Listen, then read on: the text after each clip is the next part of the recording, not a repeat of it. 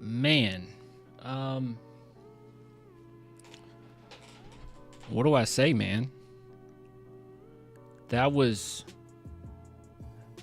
quite awful. Trade for Giannis.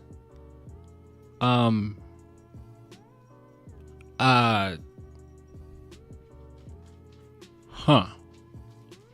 What's up, Larry? Jeremy bites on everything on defense. Jeremy's been gone for a while.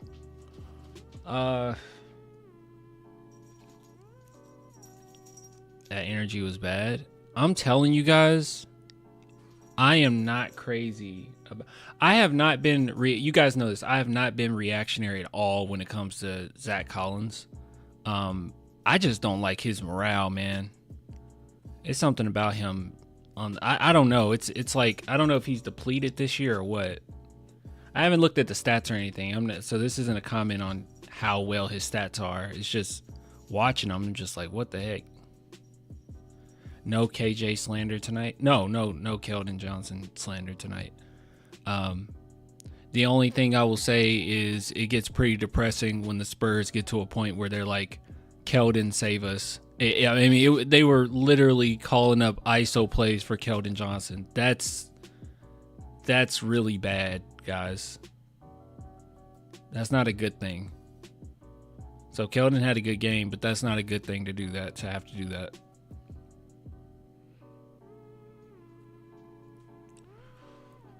Wow.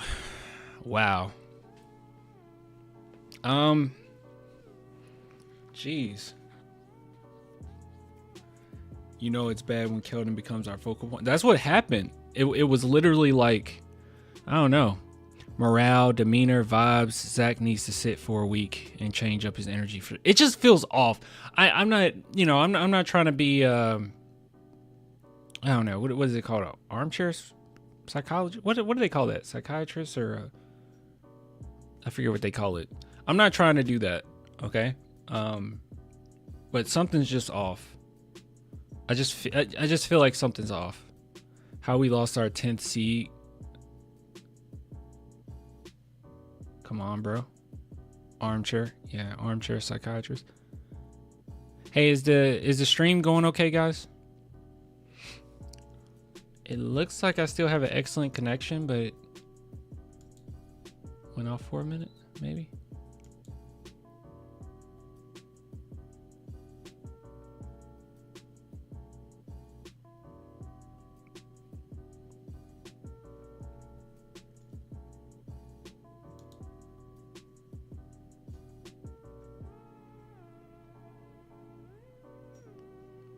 Okay, I guess it's okay.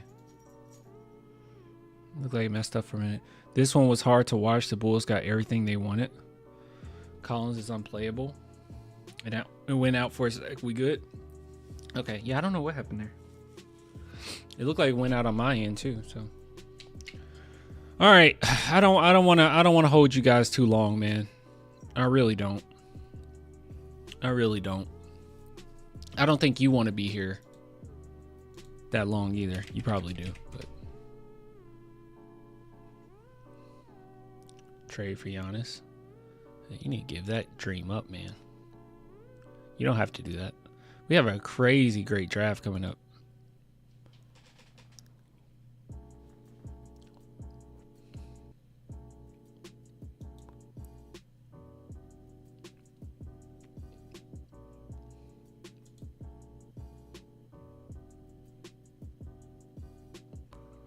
Let's see here.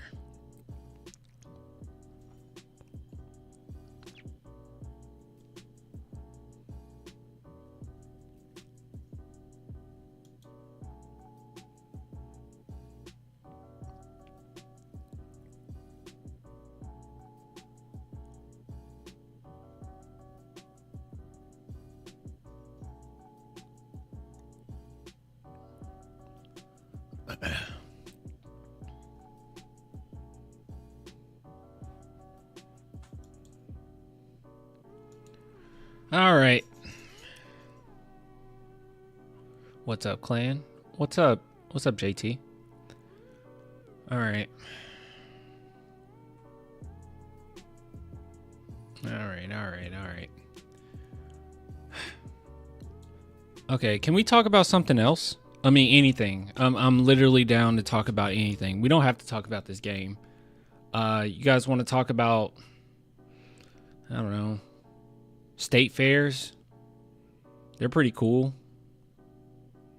I mean, they're not that cool, but cool in this game. All right, so we'll go over the game.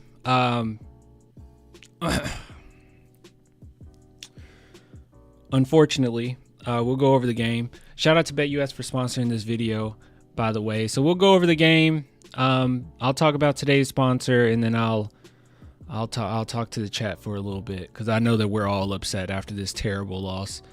So where do we start? I don't even know where to start. So first, I know where to start. First and foremost, you don't lose to the Chicago Bulls, okay? I was fully expecting the San Antonio Spurs to win this game. Now, while we lost it, I know we're missing Wemby, whatever, but they put up 140 points. Even though we lost it, there is a silver lining. There is something that's a big deal about this, and it's a good thing. Not the fact that we lost, but the fact that the Chicago Bulls won, and we'll talk about that a little bit. You guys already know what that is, but let's just some things that stand out, man. I don't even know where I should start. Nikola Vucevic, 40 points.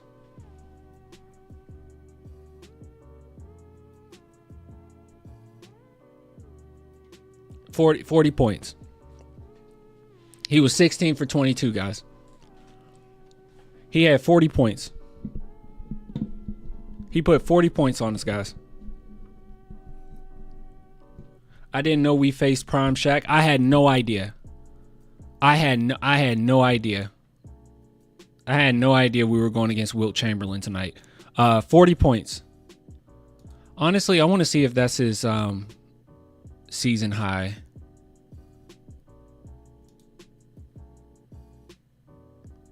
We're a top defensive team in the NBA, mind you.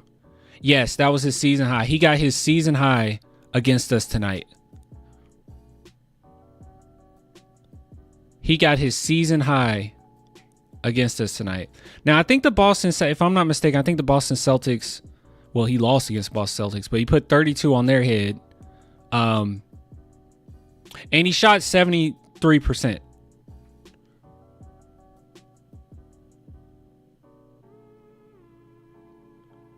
Fifth highest in his career. What's his career high? I don't know why I have it. 43. He almost got it. He was super close. He was super close to his career high against the San Antonio Spurs tonight. A top tier team in the NBA. I'm pretty sure we're even a good team when Wemby isn't on the court defensively. So this was just horrid. This was just awful. No excuse for it. I know that we're lacking. Backup bigs or effective backup bigs, defensive backup bigs. But still, no excuse, guys. This doesn't happen. This does not happen. This was terrible. This was god awful. All right, so that happened. Yeah, moving on. San Antonio Spurs. We'll just talk about our players. That's what we care most about. What's depressing about this game is who could you rely on? Oh, you could rely on Keldon Johnson. So Keldon Johnson had a pretty good game offensively. 3 turnovers, but hey, the Spurs literally got to a point. It was so sad that they said, hey, Keldon, save us. Keldon did a good job. This isn't me criticizing him. I thought that he was fine. Yeah, but I do think it's an issue if you have literally Devin Vassell and Chris Paul, and you get to a point where you're leaning on Keldon Johnson to save you. I think that that's an issue for this game, at least. That's a big issue. That's a no-no. You're going to lose. And they did. They lost in a grand fashion. One thing that really worries me about the Spurs, and I mentioned this before, okay? And I said this about good teams, okay? I thought you could get away with it maybe with the Bulls, but when you're missing Wemby, you definitely can't get away with this. The Spurs have been starting off so slow in most of these games. or a big chunk of these games, and they're relying on second half adjustments to win every single time. And I don't know if it's in-game adjustments in the first quarter with the coaching. I don't know if it's just a mindset. It's probably just a mindset thing with the team. I have no idea. But we're a great third quarter team, but the first quarter is just awful. Just awful. And you can't keep doing that. You can't just rely on that. You can't rely to, well, we'll adjust in halftime and come out swinging. You don't want to constantly be coming back. You can see starting off 22 points in the first to their 36. And you would have thought, oh, okay, well, I mean, maybe the Chicago Bulls are just playing such great defense. The Spurs scored 35 in the second, and they scored 40 in the third. It's just the first quarters where they come into these games just soft. The Chicago Bulls were able to get whatever they wanted. So on a player-to-player basis, let me go ahead and tell you who I will not be criticizing tonight, okay? Steph Castle, because he's such a baby, all right? He's just a little baby, not in a negative way. He's just a baby, all right? We're not going to criticize him too much. He's pretty great for his age. He's been doing his thing. Got to the line. He was aggressive. 10 free throws overall. He hit 8 of them. 6 assists. I'm not going to talk about him, all right? I'm not going to talk about Steph Castle, all right? Everyone leave Steph Castle alone. No one's talking about him. So, Chris Paul, very disappointing. Okay. And I think that he will even say that. 4 for 11. No, let's not do that. Actually, Chris Paul, can you give us a little something? Maybe. Can you give us a little bit more than that? Yeah, that's pretty terrible. Anyways, Harrison Barnes, but Chris Paul did have a lot of assists, as he always does, though. I will say that. Harrison Barnes been mid ever since he got the Western Conference Player of the Week award. But that's probably just age. He'll be fine. He's Harrison Barnes. He'll be fine. But I would like to see him eventually come off the bench. And you probably want to go ahead and throw Devin Vassell back in that starting lineup. Let's just be honest, all right? Let's just be honest with ourselves. Totally agree with Sohan going back into the starting lineup. I think they only did it because we're missing Wemby. And unfortunately, he's kind of the best suitable backup to Wemby, like at the center position, which is really strange to say, but yeah, it's been pretty bad. Julian Champagnie, he was okay. I do want to rant a little bit though. So Devin Vassell, I say this all the time, right? We always say this, especially in a game like this. 15 shots ain't going to cut it, all right? I don't care if he goes 1 for 52, okay? I want Devin Vassell taking as many shots as humanly possible, especially when you're missing Wemby, okay? 15 in this game with the context and how the game was going, I wish he would have shot even more than that. But with that being said, it's not like he was lighting the world on fire, okay? He wasn't offensively. But he had 4 steals, which is crazy. That's a lot of steals. But here's my rant. My rant wasn't about Devin. Here's my rant. This man. Because it's not about the stats. So I've tried my best to lay off the Zach Collins hate because I've seen so many people just dogpile him. And in my opinion, I always just felt, hey, he's a power forward. He's out of position. Yeah, he's not the best player in the world, but I don't think he's as trash or as bad as people say he is. But guys, I'm coming off of that. I think I don't care about the stats, but what I do care about is the demeanor and the morale. And someone in the chat mentioned earlier the vibes of Zach Collins. I don't know what it is, and this just speculation on my part. Okay, I could be completely off on this. Maybe I'm just looking too deep into it, but it's a weird feeling when he's on the court. Okay, I don't know. It's not a lot of excitement. It's not a lot of enthusiasm. Not to say he doesn't play with energy. It's like he's doing his job, but that's it. He's just doing his job. Like I watched Devin Vassell, and he's not just out there doing his job. He's very bouncy. Not just as an athletic player, but he's very bouncy. He's very energetic. You can feel the enthusiasm. You can feel the extra effort, right? With Zach Collins, I have not been feeling that this season. I don't know what it is. I don't know what it is. I don't think he's a bad player, and I still hold my opinion that he's just out of position, but it's just been weird. And even when we looked at his press conferences, when he ever has one, it is off, man. And I don't know what's going on. Even Pirtle wouldn't get bullied like that. Oh, you don't have to put the even, just put Pirtle. Pirtle was good defensively. Pirtle didn't get bullied like that. People think back on like Ja Morant going at Pirtle and dunking a couple times, and they're like, oh, he got killed in the paint. No, Pirtle was fine. I miss Jakob. Me too. But it was all for good. It's all for good measure, okay? Spurs did a fine thing. It is what it is. Pirtle was good. He was a good defender. Pirtle and Anchor, he was pretty good. Yeah, he was pretty good for us. But yeah, Zach Collins, guys, I'm starting to feel the vibe that he's not it. And I mentioned this before. Hold on. Actually, we'll go to his game log, because I mentioned this before the season even started. And I wasn't sure how things will look for him if he isn't knocking down threes, because he talked about how that's all he worked on, or a big chunk of his offseason was working on threes.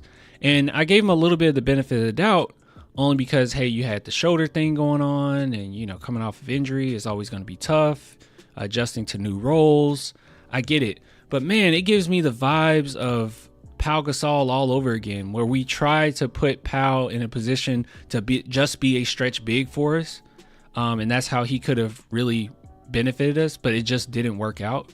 And it's starting to feel like that with Zach Collins, where he's just completely avoiding his confidence is shot, I think, from behind the arc. This game, they said 1 for 1 from three. Did they count the one where his foot was on the line? Or was that another three? I might have just missed the three then. Maybe I was out of the room for a second. But yeah, he's not attempting that many. And I definitely expect him to attempt at least 4 to 5 a game from all the talk this offseason. So I don't know, man. Something's just off. I think that his confidence is, in my opinion, I think his confidence is off. His morale is off. Just something doesn't seem right. Something doesn't seem right. Zach Collins is a stretch big, probably the reason why we keeping Collins, but he hasn't been a stretch big. I mean, I don't think this is stretch big numbers. You take 1 3 in the course of the last 3 games. Well, actually, you took 4 threes in the last 3 games. One of the games you went 0 for 3. Everyone sucked against the Phoenix games though, or Phoenix game. I mean, you're taking a 3 or 2 a game, man. Like, that's not. The dude is stinking it up. It's just not working. That's the only way where it can work, if he can offset it. But he's not offsetting it because his threes aren't. He's not putting enough points on the board. And you know what? I feel like the coaching staff knows this, right? I mean, there was one game in particular where they just sat him and we didn't even know if he was going to play. Something's off. Something's not right. That's my vibe. Like I said, I could be wrong. I will admit if I'm wrong on this, but I'm having a hard time defending Zach Collins at this point, guys. Now with Keldon, hello Mikasa, my cat's here. I'm gonna have to get her off though, because she's gonna press a button. As far as Keldon is concerned, he did a really good job tonight.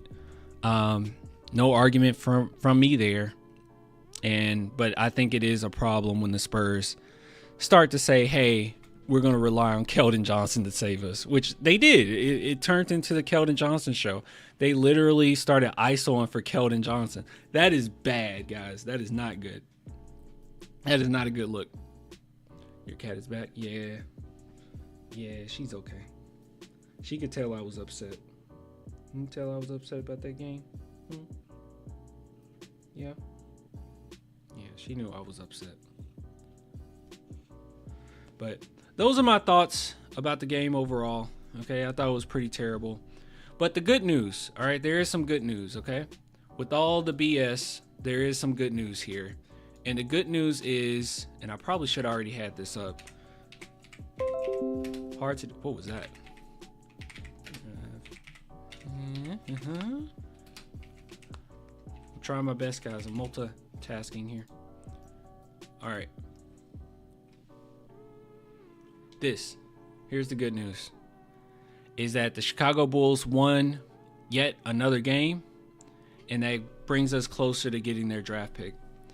Now, I'm of the notion that the Atlanta Hawks are going to suck, right? By the end of the season, we'll have 2 lottery picks. I think we'll have Atlanta's. I think we'll have ours. I know a lot of fans, or a lot of Spurs fans, think that we'll make the playoffs. I know this is easy to say after a loss, but I've been saying this. I don't think the Spurs make the playoffs. However, I do think that we get about 44 wins, which will be a huge improvement from last season. And 44 wins do not give you, I'm sorry, Mixa. It doesn't give you a lottery. It probably won't even put you in the play-in. Last year, you had to have at least 46 wins to get into the play-in. So I expect the Spurs to be out of the playoffs, and I expect to have the Atlanta Hawks out of the playoffs.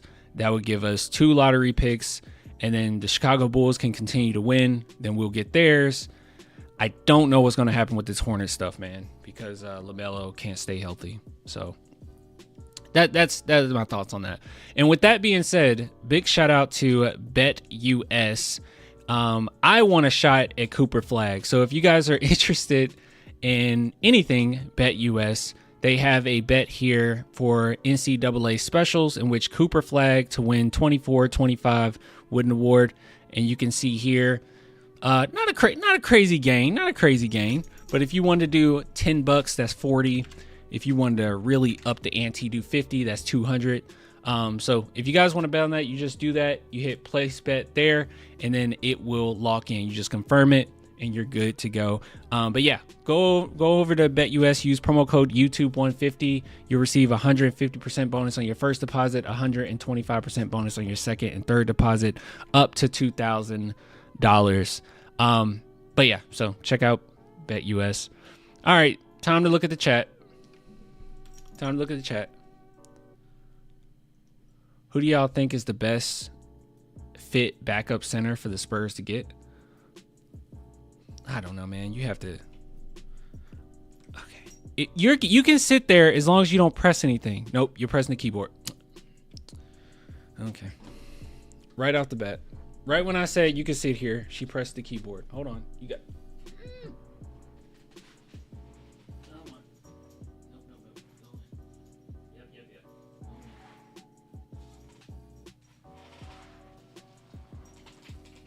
I had to put her in her cat backpack. All right, what we got here?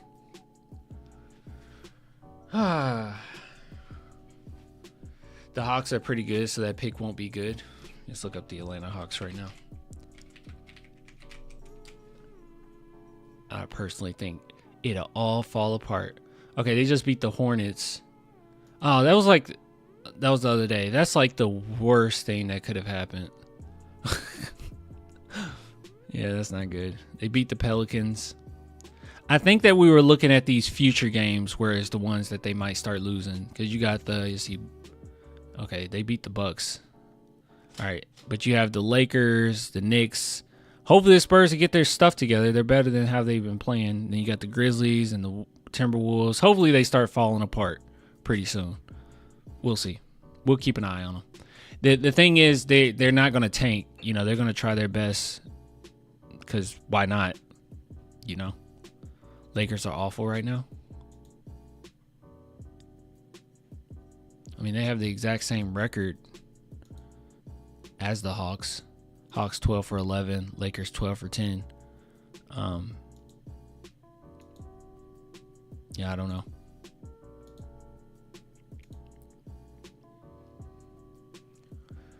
We'll see what happens. Lakers should keep drafting LeBron kids. They really should.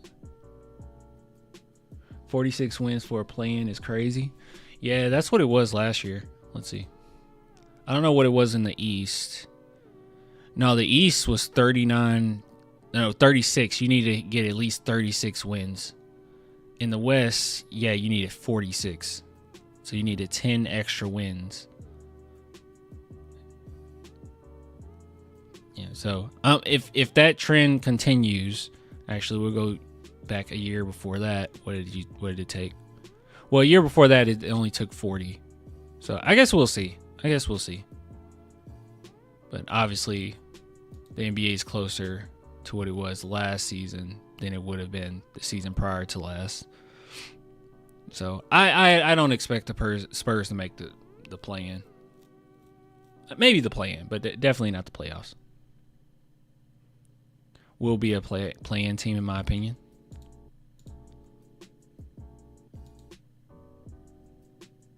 We're super close. It's not like we're not close. We're super close. But I mean, it's a true battle here. I guess it just depends on what you think of the Timberwolves. I still think the Lakers are going to be in the play-in, if not the playoffs. Yeah, I guess we'll just wait and see. It depends on Wemby's health. I'm pretty sure Wemby's okay. It was just a matter of a lower back issue, right? So I think he's all right. I guess we'll see what comes out of it. What a frustrating game, guys. Honestly, last two games. I won't say this one's as bad as the Suns one. That would just be a complete lie. But it's pretty bad. So is Wemby back tomorrow? He's been upgraded to questionable for tomorrow. But more than likely, it's going to be pushed to Sunday, from what I heard. So he's questionable for tomorrow. He's been upgraded to questionable, but knowing the Spurs, they might just say, screw it, we'll wait till Sunday. And guys, I don't think this game, like I saw some people in the chat saying, oh, we needed Wemby so bad. This is not one of those games where I think you needed Wemby to win it. I just don't. Spurs played horrible. They played terrible. Man. Yeah, this just wasn't one of those games. By the way, this is something I didn't mention. Sohan had a good game. I should have said that. I was so focused in on how poorly we played and how much Zach Collins made me angry that I forgot about Sohan. Sohan had a good game. 16 points, 14 rebounds. I mean, he's pretty consistent. It's kind of sad because a lot of people are like, Sohan comes and we start losing games. And it's like, guys, we've been basically 500 all season long. And also, what is it that Sohan's doing on the court that's causing the Spurs to lose games, right? He's taking pretty good shots. He's hustling on the boards. How is this hurting us at all? He's not taking a ton of shots away from his teammates. People brought up the last game against the Suns. Hold on. And this one really bothered me. People said that, or some people said that he was stat padding. And I'm like, okay, I guess the meaning of stat padding, it just has no meaning anymore. Because you go back to the Suns game. Let's see. Wemby put up 18 shots. Castle put up 14. And Vassell put up 14. Jeremy Sohan only put up 10. So he didn't shoot as much as three other players on the team. And then he shot just as much as Keldon, Julian Champagnie, Chris Paul, and Harrison Barnes. So he shot the same amount as the rest of his teammates. I think we're just making things up when we're like, he's stat padding. I don't see what you see. I saw someone criticizing, I think we mentioned it earlier, that he's biting on a lot of pump fakes. And I can see that. Like, yeah, he has been. But I think that's also a matter of him just being out for a little while, you know? I don't know. It's just Sohan is not the reason why the Spurs are losing. All right. It's been a continuous thing this season. They're a 500 team. They've been 500. Yeah, when he was playing, well, that's the preseason. He was playing before, pretty much 500. Loss, win. Loss, win, win. Loss. And then we were gone for a while. I don't know. We need to replace Collins with a defensive anchor. I don't think any of us thought Collins was a long-term option. And this season is going to have growing pains. It just is. And we've enjoyed some We've enjoyed some really good wins. And I still think that the Spurs can beat anybody. Not even at full health. I think they can beat anybody when they're hitting on all cylinders. And they've showed that quite a bit this season, that they can hit on all cylinders. I think that this is going to be fun to watch these next couple games, because we'll really get to see Coach Mitch Johnson's adjustments for this team, right? Because he did give them a little bit of love during the Phoenix game, because like, well, we kept them to 104, and then you give up 139, 140 points to the Chicago Bulls. I know you don't have Wemby, but still, that's ridiculous. We'll see how he reacts to that. There you go, Clan. What'd I say? We need Pop back? Of course we need Pop, but Pop probably ain't coming back. Mitch said it right. Oh, I said it right. Oh, okay. Yeah. Mitch Johnson. You keep hearing Mitch Johnson. If we had Pirtle, we wouldn't have given that much point. No. Yeah, we need a legitimate center, man. But like, I don't know. It was quite a bit of effort I saw, especially in the fourth quarter defensively from just about everybody. But yeah, when Zach Collins go out there, man, he's kind of a dud. He's been kind of a dud. And I don't think it comes down to his ability. I'm all right with you missing shots, but this was the issue before. I just don't know how he fits if he can't hit threes, if he can't continuously knock down threes. You know what I mean? It just doesn't look good. Collins misses so many chip shots at the rim. I get so mad. I think his confidence is shot. Honestly. So his demeanor, his morale is just off, man. I think something's just weird. I didn't necessarily feel that this. You guys remember? Well, actually, it's probably been going down since last season, because he struggled in his new role last season. But do you guys remember how everyone was talking about Zach Collins when Wemby was coming in? Like, everyone was talking about how Zach Collins is going to be that enforcer, right? He's going to take nothing from nobody. Have you seen that?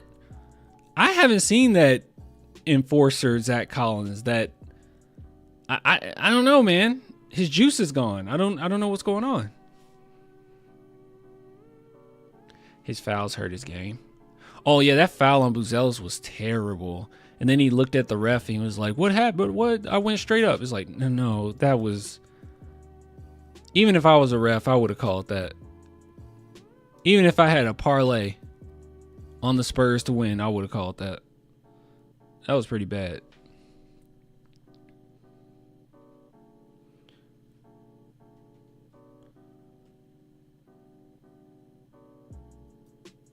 He's lazy and spaced out on the floor, on the court. I don't think he's spaced out on the court. I don't think that that's true. I think he's, I said this before, he's suitable, and that's all he is. And that's unfortunate, right? It's just being suitable isn't good enough. And I don't really feel that way with anyone else on the team. If Julian Champagnie just played, right near where he normally is, right? His median. I mean, he's a fine 3-and-D player, but I do see that extra effort, that extra oomph, that extra line of communication, that extra something. I just see it with Julian. I see it with Sohan. I see it with Barnes. I see it with Paul. I see it with Castle. They can have bad games, and I still sit back and feel good about it. About the future games, that we'll be okay. But Zach Collins, I just haven't felt that. And the fact that the Spurs actively took him out of the starting lineup, a couple games ago for the longest, and the fact that his minutes have been so weird, especially on a team that lacks big men, I think it's telling, man. Something ain't right. Zach is out of position. What's his career high? Oh, that's a good question. Yeah, he is out of position. That's why I haven't really talked poorly of Zach Collins,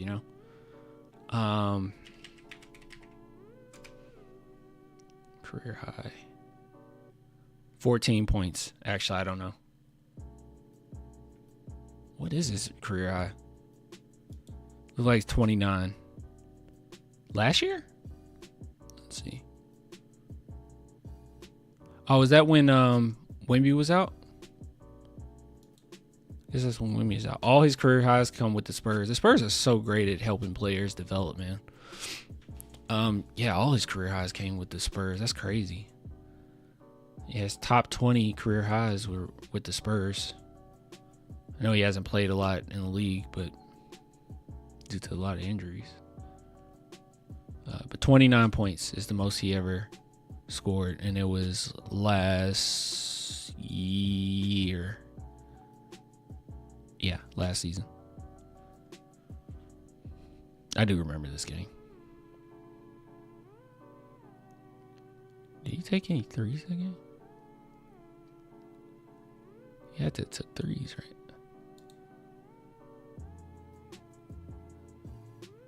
He took 1 3.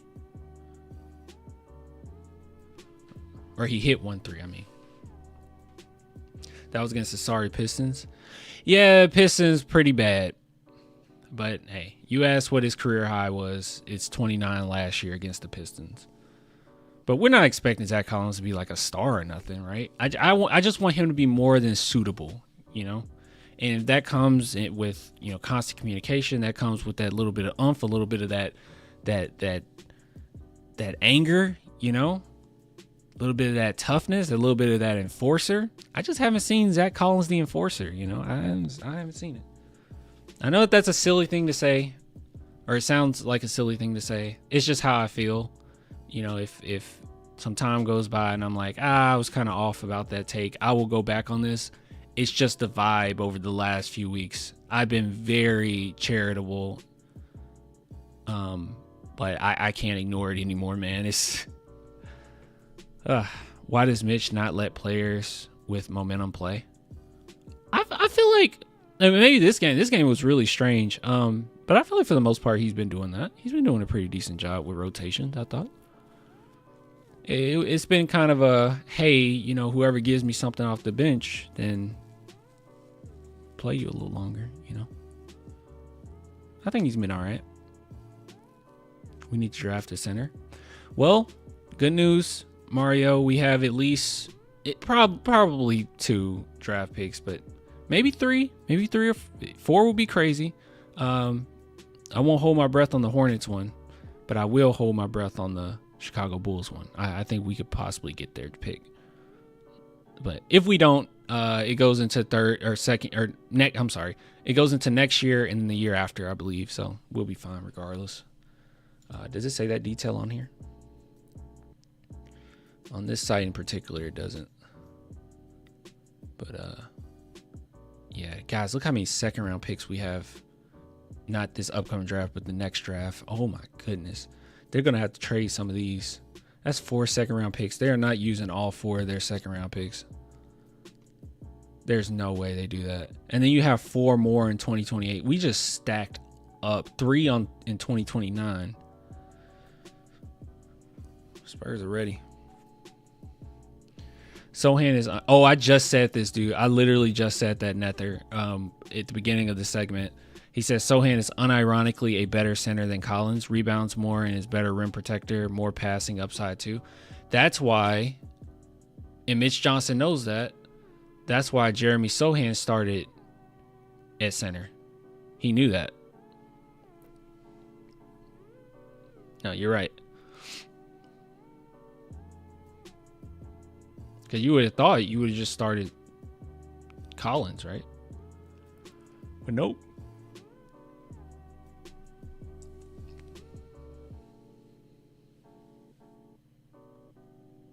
I don't know. Something's off. Mitch was asked in postgame. All right, we gotta look at postgame stuff. All right, ending segment. Segment ending. Wait, should segment end? I don't know if segment should end. Yeah, segment's gonna end. The reason why I wasn't sure if segment should end because we literally have a game tomorrow, so screw it. Let's take a look. What we'll do, we'll post that last segment early tomorrow, and then the other one we'll do it early evening. We'll do it a little different. We'll do it early in the morning. I'd never post early in the morning. So people that wake up early, they'll be up for a surprise, I guess, on their commute to work. There's quite a few people that told me that they actually listen to YouTube while driving, and I'm like, or listen to my channel while driving. I'm like, that's pretty cool. Mitch Postgame talked about starting Jeremy. Okay, cool. All right, let's see. Well, chat, I'll leave it up to you. Do we want to listen to Devin Vassell? We're definitely going to listen to Mitch Johnson. Like, that's a gimme. And I want to listen to Jeremy Sowing because it feel like it's been a while. Yeah, do we want to hear Devin's? I mean, it's only 3 minutes long, but I'll leave it up to you. Sure? All right. All right, we'll start with Mitch and then Jeremy. No, actually, we'll start with Mitch. We'll talk about today's sponsor. Shout out to BetUS, mind you. And then we'll talk about Sohan and then Devin Vassell. Or KJ. Did Keldon? I don't think Keldon did one. Maybe it's just not uploaded yet. It's fine. It's fine. There's nothing we can really get from it. Keldon did a good job. He played hard. He always plays hard. And every now and then he has games where he gets hot. And this was one of those games. And he was going at them. He did look a little bit more, what's the word? Loose? Offensively? You know? You actually saw where that weight that he lost came into play. He seemed a little bit more, what's the word I'm looking for? I don't know. Slippery? Give Keldon his flowers. He had a good game. Of course I'll give him his flowers. He had a good game. All right, Mitch. Ooh, Mitch Johnson looked angry. At least from this, he looks angry. All right, let's listen. You see from the defensively, from the perimeter, what went wrong there tonight? A little bit of everything. A little bit of everything is what went wrong. Is Zach overpaid?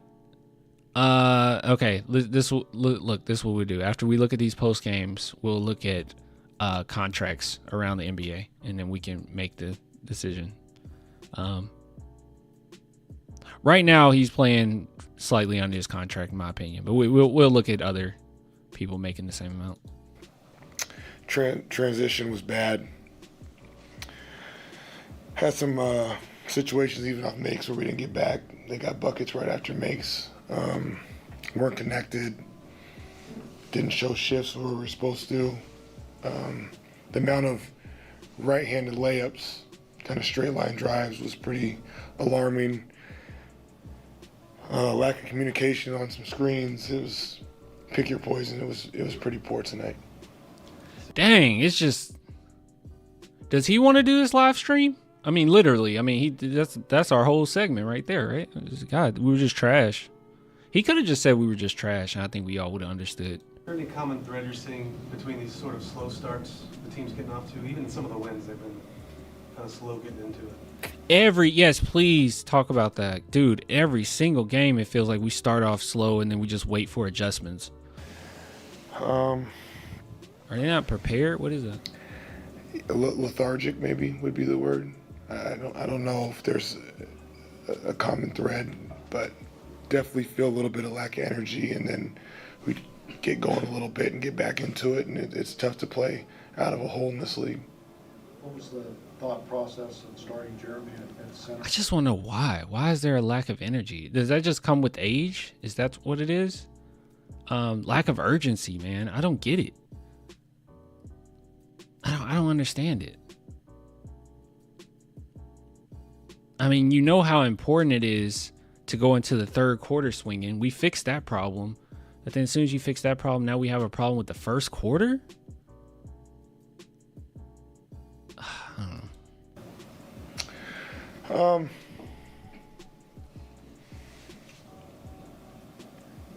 Wanted to see what it looked like, to be honest.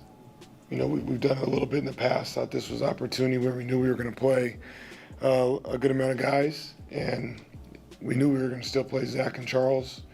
And Real Hearns, I'm going to be honest with you. As soon as we say that, it's already over. Hearn says if Wemby was in there, I don't think that would be an issue.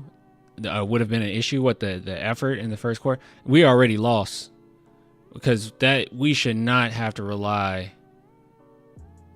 We should not have to rely on Wemby for the energy going into these games. So that's no. As great as Tim Duncan was, exactly. Yeah, dude. Yeah, because as great as Tim Duncan was, if he didn't play, it was still the same amount of energy. If Manu, Tony, Tim, and Diao and 50 other players sat, it was still a lot of energy. So no. They're gonna have to fix that. Jeremy had some really good stretches with most of that group when he was starting with Chris and Harrison and those guys. So that was a little bit of the mindset. Just first impression from the bench. I know you probably don't look at it, the tape more, but how did it look?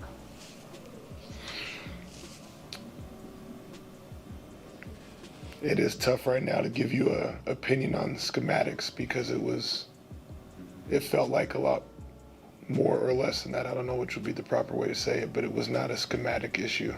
Yeah. Hold on, let me hear that part again. I'm sorry. Jeremy had some really. We wanted to see what it looked like, to be honest. You know, we've done it a little bit in the past. Thought this was an opportunity where we knew we were going to play a good amount of guys, and we knew we were going to still play Zach and Charles. And Jeremy had some really good stretches with most of that group when he was starting with Chris and Harrison and those guys. So that was a little bit of the mindset. Just first impression from the bench. I know you probably don't look at it. Sohan, and that's another thing that really bothers me when anyone says Sohan is the reason for our loss. Sohan fit. You can say Sohan doesn't fit with Wemby. You're wrong. I just think you're wrong. He's fit with every lineup we've had out there. Very similar to Steph Castle, mind you. Steph Castle's the same way. No matter what lineup he's out there with, he still does a fine job because his role and what he's good at just basically fits with any roster.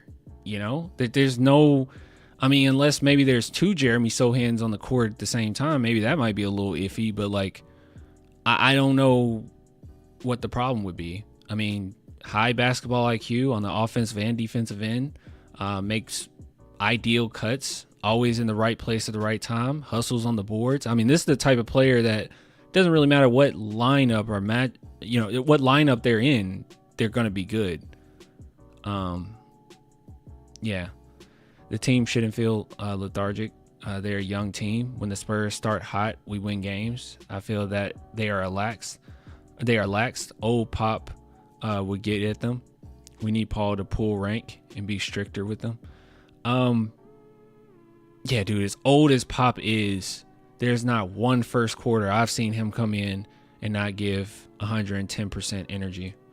But I'm trying my best to get used to the idea that we're not going to see Popovich on that sideline. I just don't think he'll be back. So I'm trying to get used to that. The tape more, but how did it look?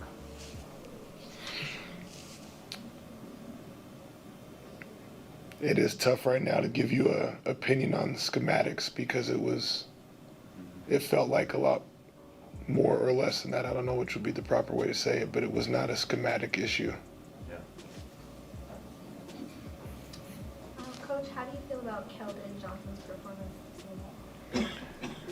Oh, that was Carolina Teague. I thought he showed a lot of fight at the end. I think he was competitive and tried to get us back into the game there, and obviously got rolling a little bit going to the rim. But again, the 4 30-point quarters, 68 points in the paint, second chance points, threes, they got it all. And we were all a part of that, staff and players, so we got to own that and give Chicago a lot of credit. They did a great job. I like how you just went ahead and lumped Keldon Johnson in with the rest of everyone. Because, yeah, defensively, everyone was pretty awful. 140 points, that's pretty awful. And when everyone's that bad defensively, it's really hard to see how bad Keldon was defensively. But Keldon's always pretty bad defensively. But overall, yes, he had a good game. And I just think it's pretty sad when you get to the point where we're relying on Keldon. And it seemed like that was kind of his reaction too, right? that we had to rely on Keldon at the end. Like it was like Keldon save us. Look at his face here. He got rolling a little bit going to the rim. But again, the 4 30-point quarters. Oh, sorry. 6 competitive and fight at the end. Johnson's performance seemed I thought he showed a lot of fight at the end. I think He's was just like, this is like, competitive and try to get us back into the game there, and obviously got rolling a little bit going to the rim. But again, the 4 30-point quarters, 68 points in the paint. Bucko, I think that's how you say it. Bucko said this game showed everything that is wrong with Keldon Johnson and the reason he averaged 20 when the Spurs were at the worst, or at their worst. Elaborate on that a little bit.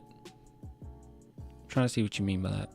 I do agree with you that when he averaged a great amount of points, I mean, we had a really poor team. And it was a lot of like, let's just rely on Keldon. Is that what you mean? Second chance points, threes, they got it all. And we were all a part of that, staff and players. So we got to own that and give Chicago a lot of credit. They did a great job. Our Spurs are consistently inconsistent. These last couple games felt different. I mean, they were really bad, dude. These last couple were really bad. Wemby's probably going to be questionable tomorrow, but is there anybody else that you're going to look to protect on the second night of the back-to-back? Yeah, early to say, but obviously Devin is still in that conversation just out of our approach. Oh my God. We're so done. We're so cooked. If we have to sit Devin and Wemby, I mean, we can win. Obviously, we can win. But man, why can't we just have a consistent roster? You guys have been putting up as well tonight attempts. Was that just because they were taking them away from you guys, or just because it was easier to drive on them? Or? Have to look at the tape, but I would guess part of it also is we were on our heels a lot. So we weren't getting out in transition. We weren't getting in the open court and getting some easy ones. And Nikola Vucevic, I know was probably... OMG Bucko says, okay, he was elaborating on it. He's a chat chucking ball hog that only scores when he's tunnel visioned. It only works 1 out of every 10 games. I wouldn't be as harsh because I don't think that Keldon Johnson... I don't think he tries to be a ball hog. I think that he is actually... When he sees one person under the paint, I think he thinks this is... Because usually he can. I can go one-on-one. Oh, shot chucking. Okay. I can go one-on-one and take it. And that's our best possible option. But honestly, I'll be real with you. Last week or so, probably just last week, I thought he's done a pretty good job of not necessarily having that crazy amount of tunnel vision. But this was one of those games where that he was all we had offensively, honestly. That's not me saying not 1 assist today. No, I get you. I got you. Today was a weird one. I just can't get angry with them in this game or the last maybe couple games, honestly. I don't know. I feel like the last week he's made an effort to pass the ball a little bit more. This game, it just was like the whole team was like Keldon attack. Like they were drawing up ISO plays for him, man. Probably going to be a little bit of a concern coming in without Victor, but how did you feel about what happened there? Because he almost scored like 40. Yeah. Miguel's completely right. Keldon's the only one finishing tough shots around the rim.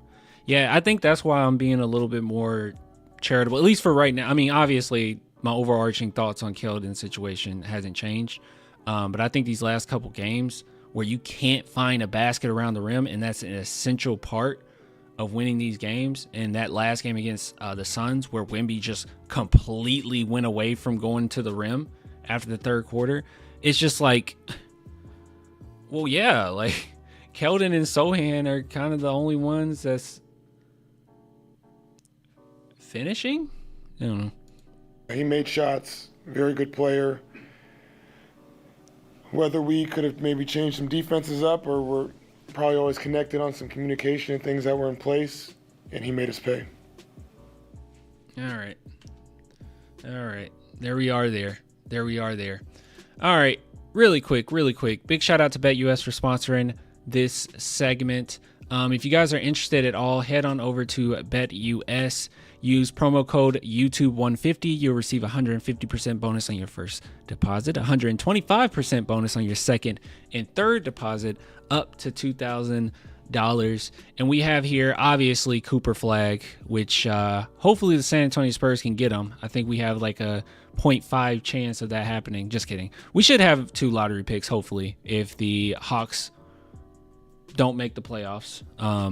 And if the Spurs, we probably won't. Not that I'm sitting here wishing for it, or obviously I'm cheering for us to win. I mean, that's why I'm so upset when we've been losing the last couple games. But, you know, the Spurs could very well end up with a decent pick, because I personally don't think that they'll make the playoffs, and maybe not even the play-in, right? I say 44 wins, 46 is the play-in. So, or at least last year, 46 put you in the play-in in the West.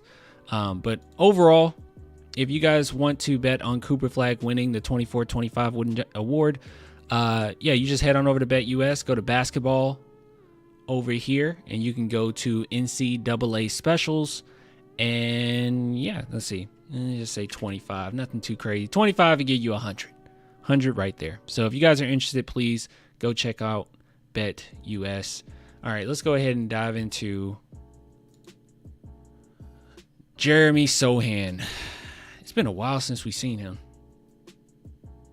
Were you surprised by that assignment tonight, or did you know about it at shoot around? I knew about it in shoot round. It's unfortunate not having our big guy there, but I'm gonna be ready for anything. Control what I can control, and You starting to feel like yourself pretty quickly? Yeah, I'm getting there. It's still, there's moments where I get a little gassed, but I'm getting there. I played, luckily I played 35 minutes, so it's been good. Guys, Jeremy Sochan is so good. He said he's been gassed. The last couple games. 36 minutes, 16 points, 14 rebounds, and then constantly guarding the opposing team's best player. And you've been gassed? That's stupid impressive. I don't care what anyone says. That is stupid impressive. And earlier this season, he was putting up quite a few minutes. I think a lot of these games, he was getting the most minutes. Or he was up there. I might be wrong. He was up there. We don't have to check on that. It's irrelevant. Feeling good. Do you feel like more of an offensive priority and offensive weapon this year than you have in years past in terms of being a focal point of trying to get your shots, that type of thing? Yeah, I mean, it's not really, me, focusing on getting shots. I think it's just, being active, and it's about us, finding advantages. And, one thing that's, being good for me is, playing fast, with Chris Paul or any of the other guards, playing with the step-ups, and just, being myself. And that's just being aggressive and trying to find others, find, opportunities for myself. You see that? Finding advantages. That actually sums up his entire game, right? He doesn't go in upset that you're not ISOing with him, or he's not taking dumb shots or anything like that. He's finding the openings and getting, because that starts to add up, right? He's finding those openings where we can score, and he does it in an aggressive way, right? If that's around the rim, that's what he's comfortable with at his position and just what he's always been comfortable with. That's how he tries to impact the game. Whatever you'll give us, I'm going to take advantage of it. I'm going to exploit it. That's yeah. So the people that said that he was not ball hogging, what was the word? They said that he was stat padding. That's crazy. There was actually a substantial amount of people saying that. How did you feel about Nicola's? He seemed to be able to get whatever he wanted tonight. Yeah, you know, he had a game, 39 points. Dasumi too. We need to respect them more. We got to focus more on defensive side. We just let them, score way too much. Mitch mentioned the slow start. We got to respect them more. Good job. I like that. What kind of Yeah. goes into that for you guys as a team? How do you sort of snap out of it? I think it's everything we do. Preparation. Shoot around. Even before that, our sleep. Just everything. And we go focus more. And just really looking on what we have to do to win. And again, defense is one thing, and they scored 139 points. That's way too much. So, yeah. Were you surprised to see him get his first technical there in that third? It's emotion. We all have emotion. We're all human at the end of the day, and it's tough. It's tough. You love to see it. That is true. 139 is ridiculous. He might have mentioned that like 3 times. So it seems like he was very upset by that. All right. I think it's good to end it off with Devin Vassell, because Devin Vassell's always so optimistic, and he's always great to hear. So let's listen. Devin, how have you been handling kind of the on again, off again, struggles that come with trying to work your way back into game shape? I'm just happy to be playing. I'm glad to be playing. I wish we should have won this game today. We came out flat, started off early from our shoot around, and we just got to be better. We're not a team that can just come into a game and be messing around and think that we're just going to win a game. So we got to respect all our opponents and play better. Oh, there it is again. I wonder if this is one of those coach down to players type situation, right? Respect your opponent. They're probably just mimicking the coach, which is good. That's a good thing. Big comebacks that you've had in recent games where you have started slow and overcome it. Is that, like you said, you taking that for granted almost in some of these first quarters? I don't want to say taken for granted. I think we always feel like we have a chance to come back and compete and win a game. But we don't need to keep putting ourselves in that position. It's tough. We keep trying to climb back in the first half, trying to climb back in the third quarter, trying to climb back in the fourth quarter. Like, it's tough. It's tiring. We just can't keep doing that. Did Mitch have any kind of message? Hey, Clan, Sohan is true Spurs player. He is not selfish. He puts the team first, always looks to improve, and his morale is always high. That is all true. Hold on one more time. Respect the game, Greg Popovich. True. Hold on, I want to listen to this segment again. Trying to climb back in the third. I want to say Like you said, you taking that for granted almost in some of these first quarters? I don't want to say taken for granted. I think we always feel like we have a chance to come back and compete and win a game. See that? That is taking it for granted. It's okay. It's probably just the wording that he doesn't like. But yeah, that's taking it for granted. It's taking it for granted. The first quarter, you're taking it for granted because you just said we don't take it for granted, but we do think that we can, come back. That's just taking it for granted. Probably just don't like the wording. Like you said, you taking that for granted almost in some of these first quarters? I don't want to say taken for granted. I think we always feel like we have a chance to come back and compete and win a game. But we don't need to keep putting ourselves in that position. It's tough. We keep trying to climb back in the first half, trying to climb back in the third quarter, trying to climb back in the fourth quarter. Like, it's tough. It's tiring. We just can't keep doing that. Did Mitch have any kind of... It's crazy because I said you can't do it against a good team. I didn't say you couldn't do it against the Bulls. So that shows you how bad this game was. At halftime, anything in particular? Play defense. that was the biggest thing. I mean, I don't know how many points they had at halftime. 70-something, which was on pace to score almost like 150 points. So play some defense, rebound, and have some pride. They were on pace to hit as many as they did. They had 140. They had about 70 at the half. Yeah, they were on pace to just do what they were doing. And they did it. I don't know. They were just driving against us. Vooch was doing whatever he wanted to. We didn't play how we normally play, and that's the disappointing part of it. Is that the angriest you've seen Mitch this year? I mean, I mean, probably he gets upset about certain stuff, but like Wait, I he missed shouldn't. some. What? I mean, probably the disappointing part of it. Is that the angriest you've seen Mitch this year? I mean, probably he gets upset about certain stuff, but like he shouldn't be the only one getting upset. We shouldn't just, you know what I'm saying? We shouldn't be comfortable with letting teams come in here and just do whatever they want to do, and that's what they did tonight. You said that I do like. I'll be honest with you guys. All right. Oh gosh, I need some water. Oh, I'm dying. I do like the somberness.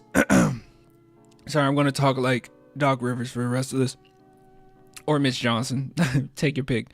I do like the somberness of Devin Vassell and Jeremy Sohan. Get some water? No, we're in the middle of a segment. Okay, I can't do that. All right, I'd rather die on stream than go get water.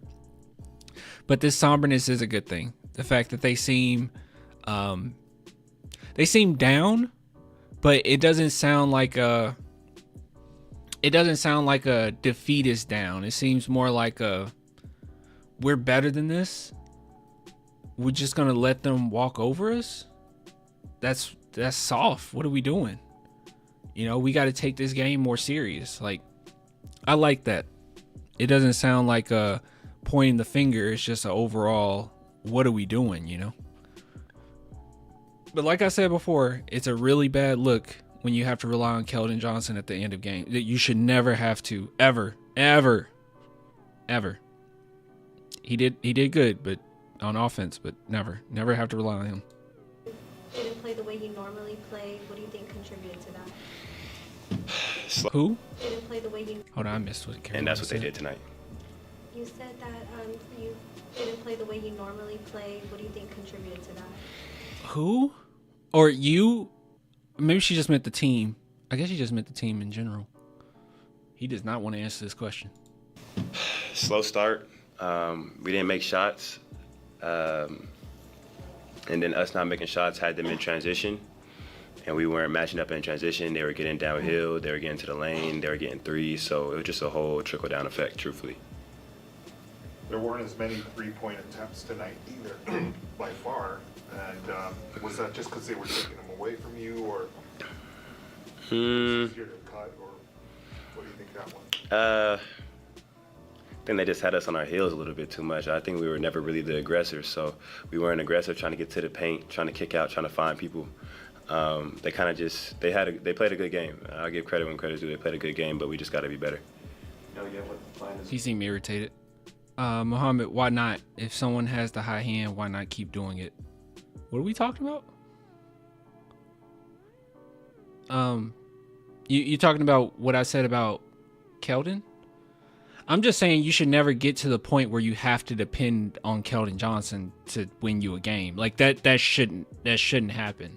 Keldon is at his best, and the team is at his best when he can play a complementary role as a role player. But when Keldon Johnson, because it's just not winning. It's just not winning basketball the way that he plays. But if you put him in the right position, you're totally fine. I'm just saying you don't have to. You feed the high hand, I get it, but you shouldn't have to ever rely solely on Keldon. It got to the point where they were just isoing for Keldon. Everyone else was just like, okay, save us. You should never be in a position where Keldon has to save you. Yeah. Giving us a spark is a different thing than solely relying on him to win us the game. You saw what this team looks like when you have to solely rely on Keldon. For tomorrow, is the training staff said anything about the back-to-back? I'll let them have that. I don't want to say what they say, but we'll see. I want to play. I missed it. them. Is the When credit due, they played a good game, but we just got to be better. You know yet what the plan is for you tomorrow? Is the training staff said anything about the back-to-back? I'll let them have that. I don't want to say what they say, but we'll see. I want to play. I'll tell you that. I want to play every game. Oh. Guys, it sounds like he ain't gonna play.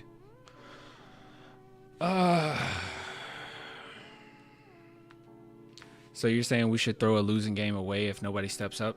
No, I'm not saying that. I'm saying you should never be in a position where Keldon has to save the day. That's all I'm saying. I understood it, but that's sad. It shouldn't have got to that point.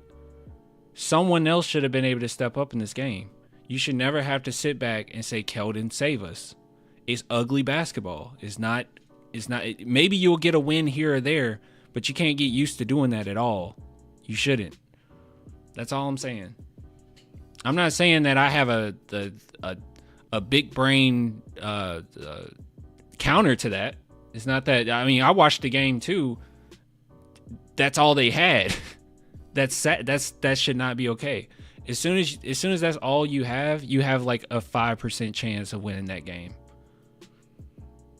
It's just not going to work. Someone else should have been able to step up as well. You should be able to hit more shots in the paint.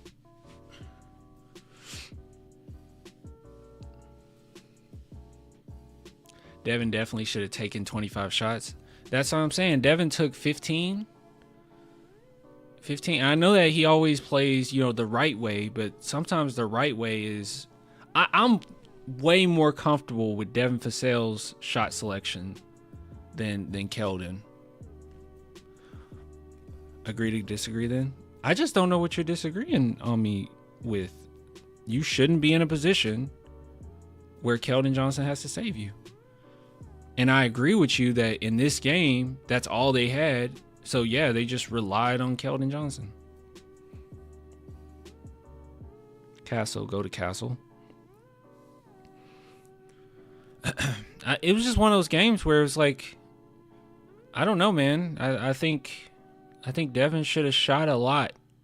He should have really tried his best to take over to some extent in the duration of this game. But they got to the point in the fourth where it's just, I mean, the Bulls had so much momentum and the defense was so poor, and the morale was so low till, yeah, Keldon Johnson, someone who goes 150% all the time. Yeah, it was just like, okay, you save us. It just shouldn't be that way.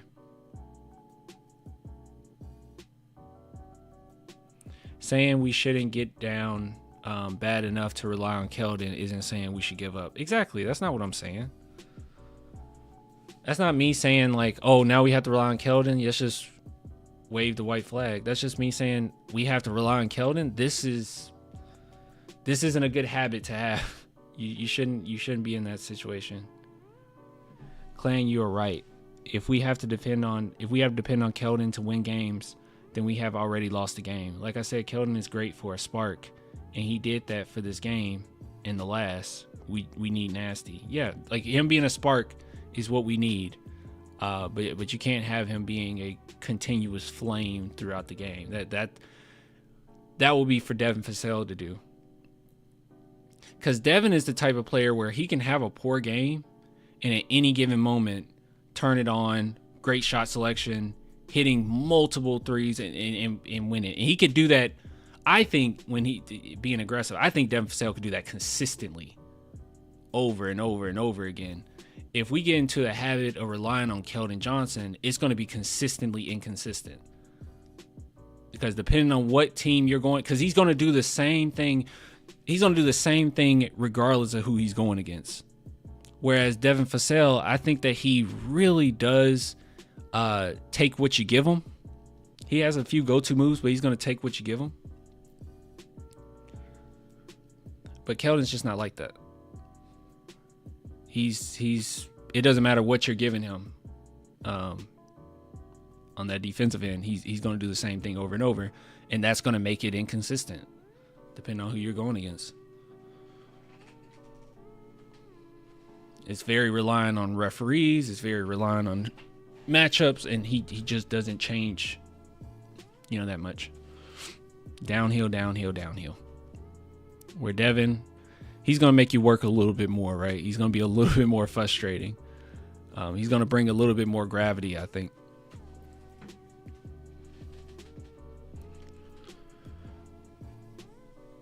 Collins was non-existent. Collins was so bad. Sohan was getting his groove back. Yeah, Sohan's been fine, in my opinion. CP3 was off. Yes, he was.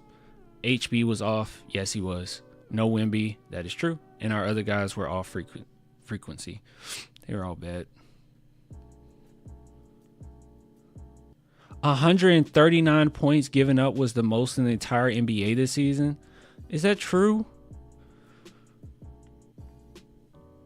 Oh, is that true?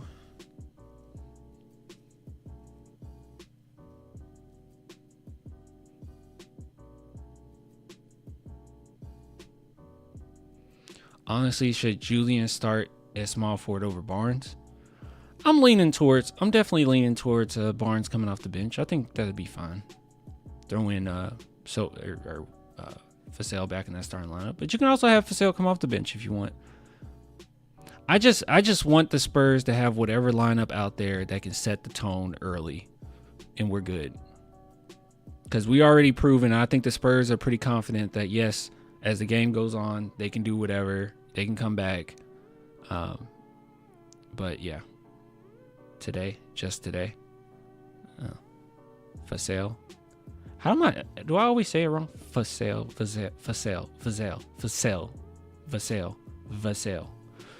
Honestly, though, the calls were off. Yeah.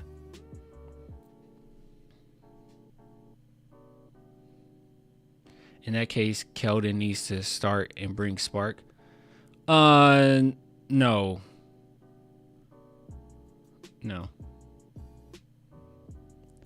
Keldon is really bad defensively, so I don't want when I mean set the tone, I mean on both ends of the court. I don't want their opposing team to get hot. I truly do think Keldon's perfect, coming off the bench and when he plays. I have not had complaints about Keldon, by the way. I'm just saying, this game was pretty bad. You don't want that. And then when the refs finally call something, it's a barely foul that gets overturned. Start Fasale, send Castle back to the bench and give him reps at point guard. Yeah. Or you can just start Castle. I mean, you can start Chris Paul, Castle. Well, Chris Paul, Fasale, Castle is small forward because Castle just has that utility. And Sohan and then Wemby. I think that's a great starting lineup. Continue to play Castle as Chris Paul goes to the bench. And then as some of our other bench guys come in, put Chris Paul back in maybe. I don't know. I want to see more Mamu. Everyone wants to see more Mamu. All right, end of segment. Only counts as one loss. End of segment. Whew, guys, it is super cold in here. Yeah, I have no idea how cold it is. I need to turn the heater on. It's like 19 degrees outside. Let me ask you guys a question. Tell me something, okay? Give me some Japanese films to watch. I'll tell you if I've seen them already. Because as you know, I'm trying to learn Japanese. Or acquire Japanese, as they say. I'm in the process. Very early on, obviously. But I will get there in due time. It's going to take a while. It's going to take a long time. Maybe my whole life even. But I'm doing it. Any Japanese films I should watch? Gojira? Am I saying that right? Gojira?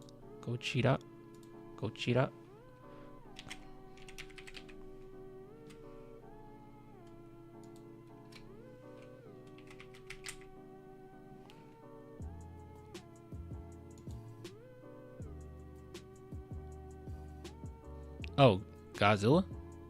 I've seen, is it -1? I've seen that. Oh, gosh. Visitor Q. Is that a movie? Visitor. You guys are not naming films I've seen. Visitor Q. All right. Let me start putting these down.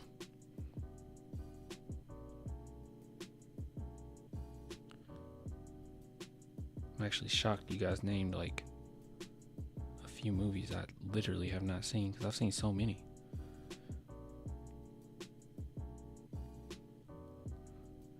Visitor Q. Korean maybe. I seen that one. Tetsuo. The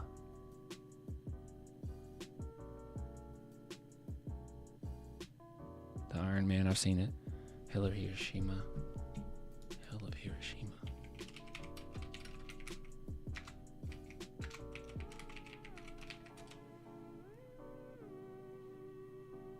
What? Is that a movie?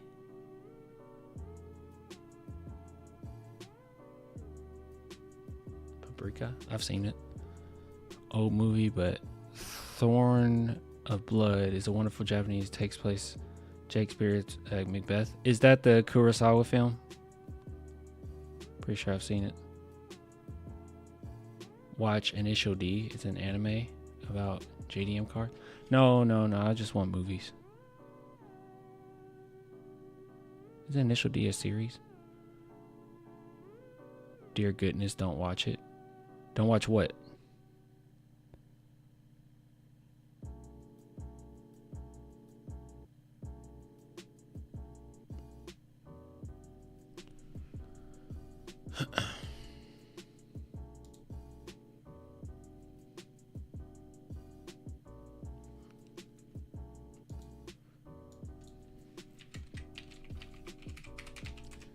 Visitor Q. Oh, is it crazy? I got it down. Akira, I seen it. Basic but princess. I have that. I mean, I was gonna watch that. So I'm not. That's not really a new suggestion. I'm trying to see if there's any like underrated gems, you know? Like one of my favorite films is Confessions. And not a lot of people know about that movie. It's a Japanese film. It's great. I need stuff like that.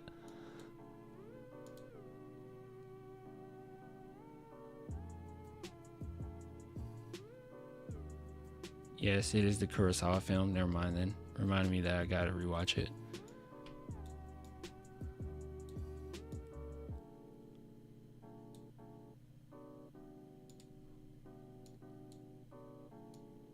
Did you see Shogun? It's an awesome show about samurai. I haven't finished it. I've seen like 6 episodes of it, I think. Fist of Legend. I haven't seen that. Not a Japanese movie, but I'm watching Lincoln Lawyer. I haven't seen that. Is Fist of Legend worth it? That sounds like a fighting movie. Is that a fighting movie?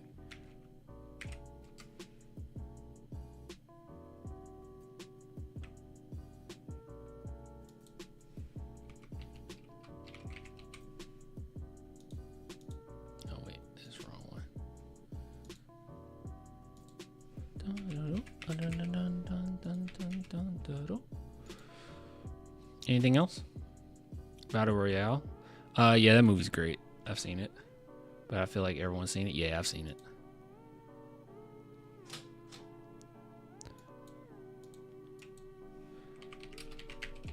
The craziest, well, it's not the craziest movie I've seen. It's Korean film. I mean, everyone's seen this. But it does have one of the craziest endings I've ever seen. It's Old Boy. God, dude, what a tough ending. Good God. Ninjago. I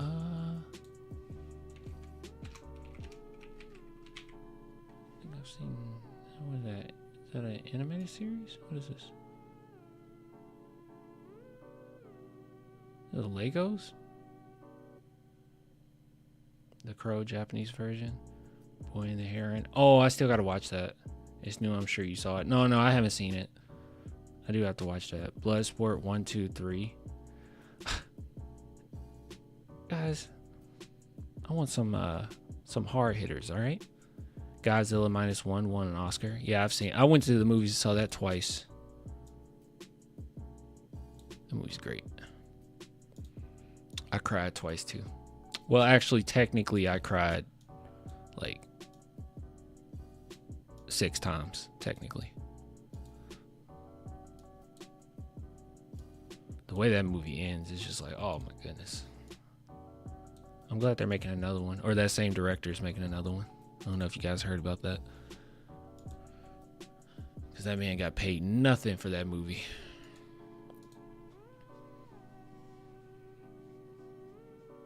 Paprika. I've seen it. I've seen Paprika.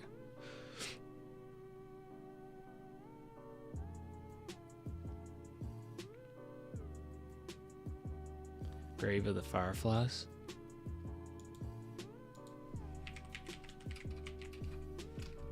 (1988) Grave of the Fireflies. Okay, I need to see this. This is one of those things, because this is a Studio Ghibli film. It's one of those things where I'm going to see it anyways, so I'm not really worried about it. Like, I don't have to write it down, because I'm gonna end up going on a Studio Ghibli binge. 47 Ronin, I've seen it. Oh wait, 47 Ronin. No, I haven't seen that. I was thinking of with Keanu Reeves. No, I was thinking, wait, have I seen that? I might have seen that movie. I think I was thinking of Seven Samurai, which that's a great film.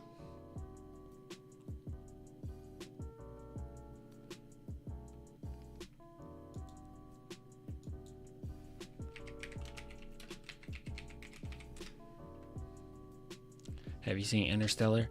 No, but it's on my list. Everyone keeps telling me to watch that. Perfect Blue. I like Perfect Blue a lot.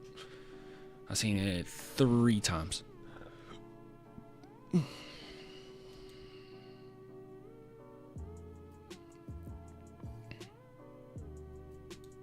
telling you guys, I've seen a lot of movies.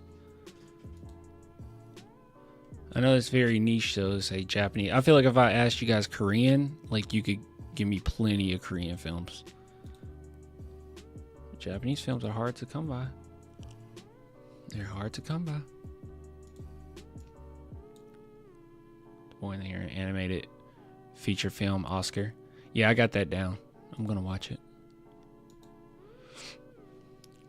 Onibaba.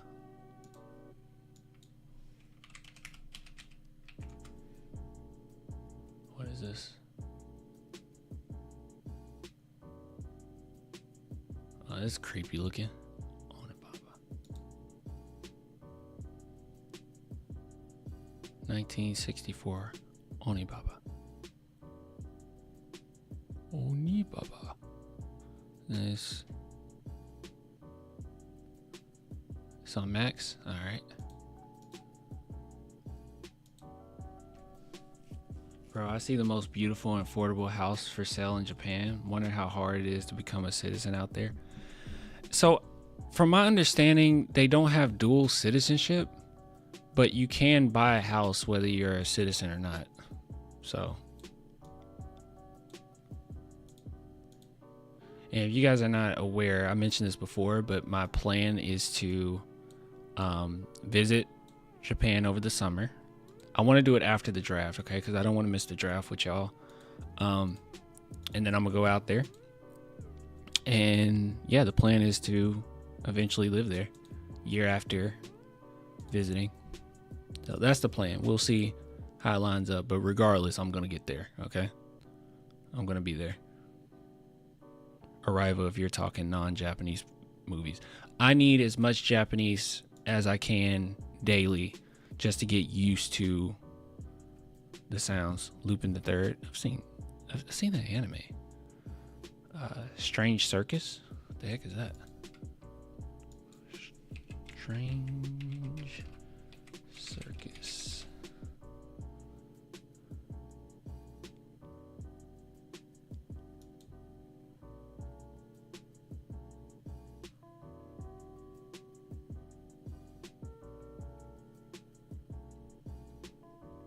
I'm gonna save this.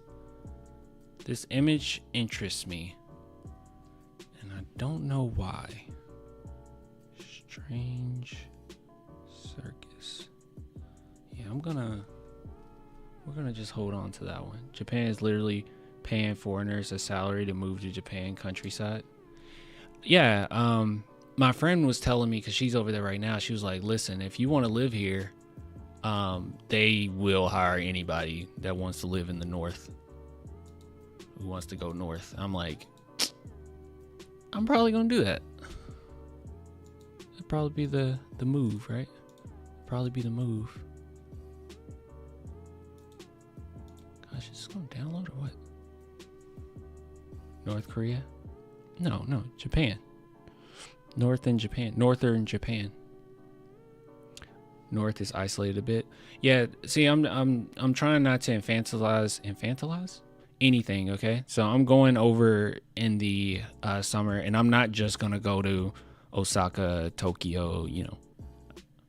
Obviously I will, but I'm gonna visit my friend that is in the north. And yeah, I'm gonna get a vibe of all of it as much as I can. I'll be there for 2 weeks. Small villages in northern Japan. Yeah, The Grudge or The Ring series. Yeah, I guess you can do that. I could do that. Japan is literally, I already read that. My wife and I are thinking about doing it. Her cousin is half Japanese and already lives in Japan as a translator. Oh, that's pretty cool. Yeah, my partner, she's half Japanese herself. She has family that live there, so it's not like it will be foreign, at least for her.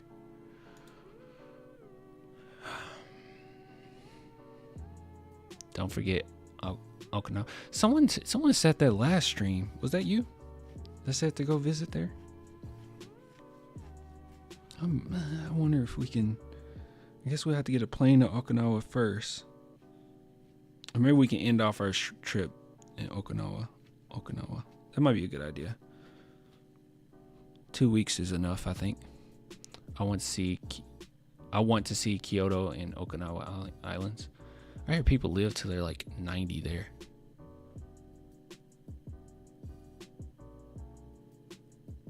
A lot from down to up. So what you mean I should go from up to down? US a little scary right now, not gonna lie.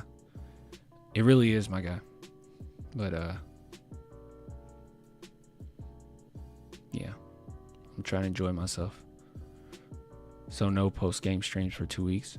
It'll be in the summer, so there won't be any post-games anyway. I'll try my best to... What am I saying? I'll try my best. I always do it. I'll have a video for every day. I might even go live while I'm out there. We'll see, though. We'll see. Because, yeah, internet, I don't know how that's going to work yet. I haven't looked into that. Just ride their trains. They got some solid trains. There's not a train from... Like you can't take a train to Okinawa, can you? I don't... Am I crazy? I don't think you can, right? Don't you have to fly there? Yes, there is. Wait, really? Oh, dude, I was not aware of that. All right. Look like I need to educate myself. Okay, this is not working. I'm going to screenshot this. I don't know why it's acting stupid. Yes, Okinawa. Don't forget to go visit Hattori Hanzo. Not sure. My grandma lives there. Not with that attitude. I'm so confused. What are we talking about?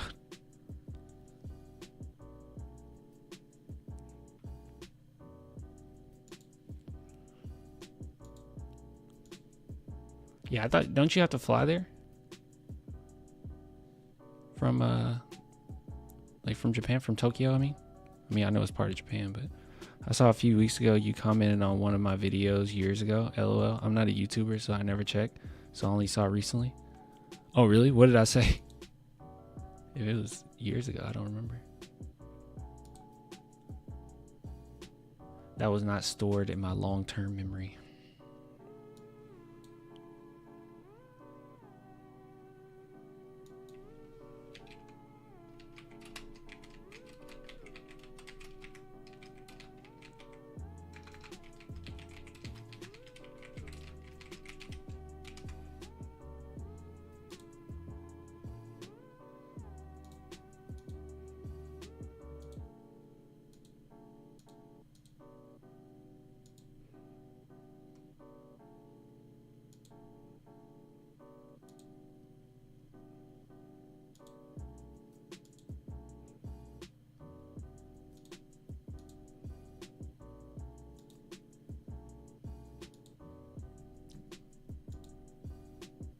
So maybe you might need a ferry, but most of it is a train.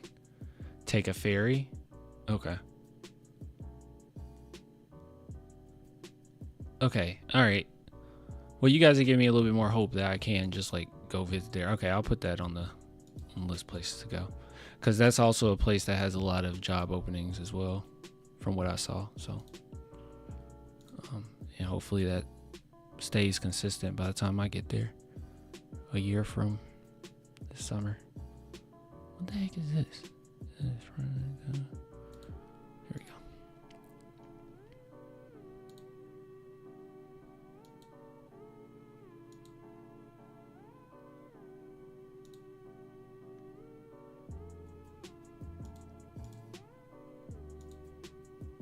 Still up? Yeah, I'm getting ready to go to sleep soon.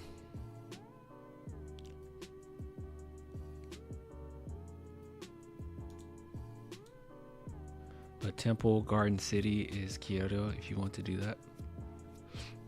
Okay. Are you ready for Christmas? I guess. I mean, I don't know.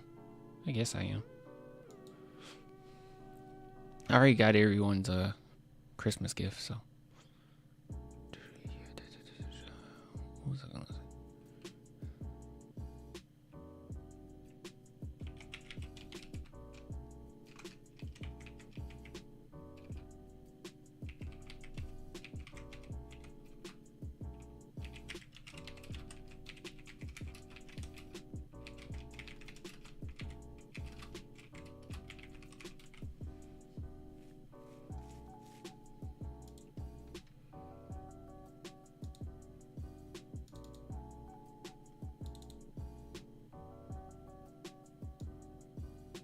Do you think they tanked to give the Bulls a better record? No, I don't think they tanked. I think they just played with poor energy. Because they gotten used to being, like, even when they lose, they were still pretty convincing that they could beat anyone. I think they just got too comfortable, to be honest with you.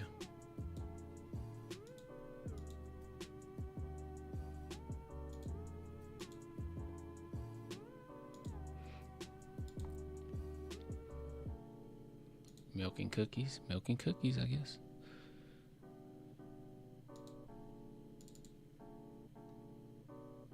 We want their record to be bad, right?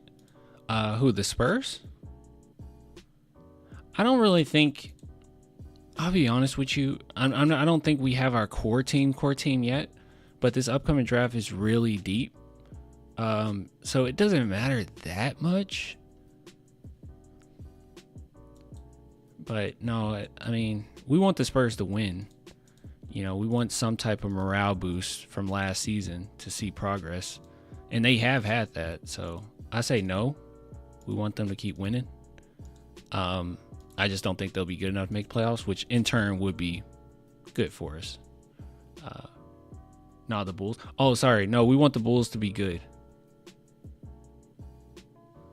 Yeah, we want the Bulls to be good. We want them to be really good. We want them to be as good as they can be, because their picks are protected 1 through 10. So if they're good and they make the playoffs convincingly, then they won't have that 1 through 10. And maybe we can get a late lottery out of them. More than likely get a mid first round pick. Yeah, Bulls need to be good. Most likely a playoff team. Yeah, they got to be good. We want them to be good. So what we want is, we want the Bulls to be good. We want the Hornets to be good. We want the Hawks to be bad. And then for us, it doesn't really matter. But ideally, we make a huge leap from last season and probably don't make the playoffs. And then you're looking at 4 first-round picks and at least 2 lottery picks.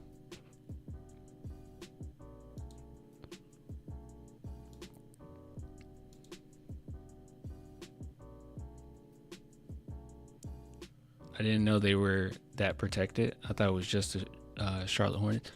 Let's see. Charlotte's protected 1 through 14. Chicago is a little better 1 through 10. So technically we could still get a lottery pick out of Chicago, you know.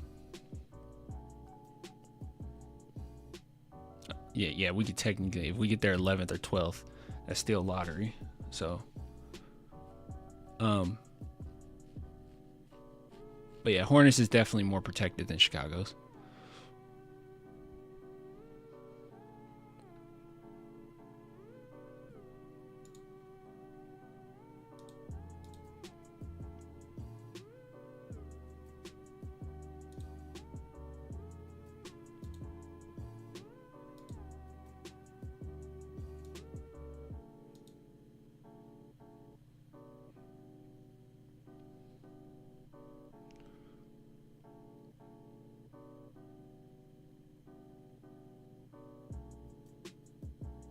Four top.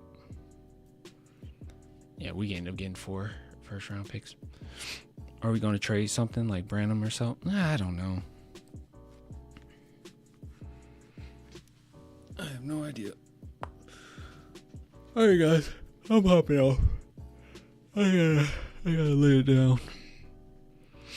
Thanks for everybody for coming through, man. I need to study a little Japanese before I go to bed, so that's what I'm going to do. I will see you guys tomorrow after the game, after the Spurs win. They will win. Who are we playing again? The Kings again.